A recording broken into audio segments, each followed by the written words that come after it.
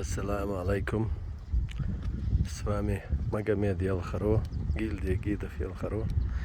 Нахожусь на перевале Харами. Высота 2200. Сюда поднимаешься из Веденского района через село Харачой.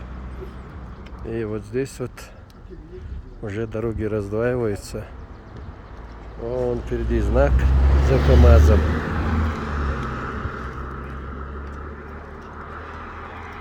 Сейчас я вам покажу.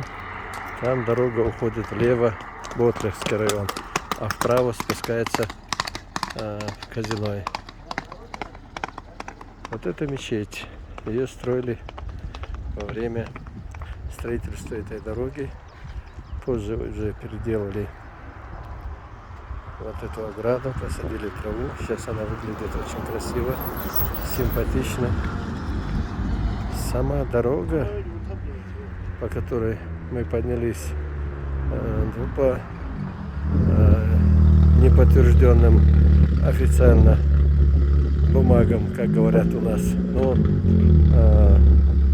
вероятнее всего эти бумаги есть. Она проложена в конце 19 века по указанию Александра II. Не в конце 19, а в середине 19 века. Говорят, что он проехался эти места, был впечатлен красотой горного озера и приказал построить дорогу. Специалисты ему начали говорить о том, что это очень дорого, непродуктивно, экономически неэффективно, и чуть ли она обойдется каждый метр золотом, серебром. Тогда Александр заявил: вы хоть из серебряных монет, но постройте мне эту дорогу.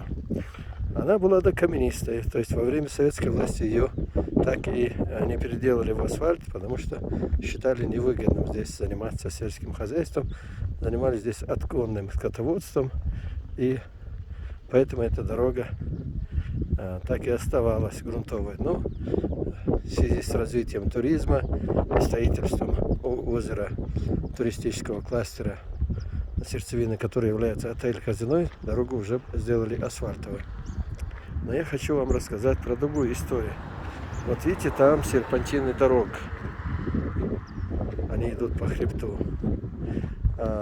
Нет и гарантии, что это та дорога, которая серпантином идет. Вон где пасутся коровы. Но мне местный житель рассказывал, что во времена имамата Шамиля Шамиль перенес свою столицу в район Ведено, и нужна была дорога, чтобы связывать Дагестан с Чечней по горам.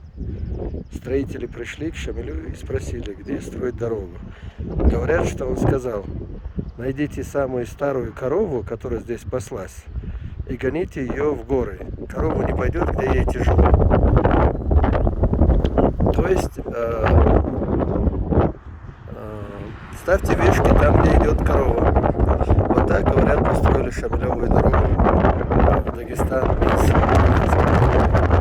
Но ветер поднялся, сейчас микрофон будет шуметь.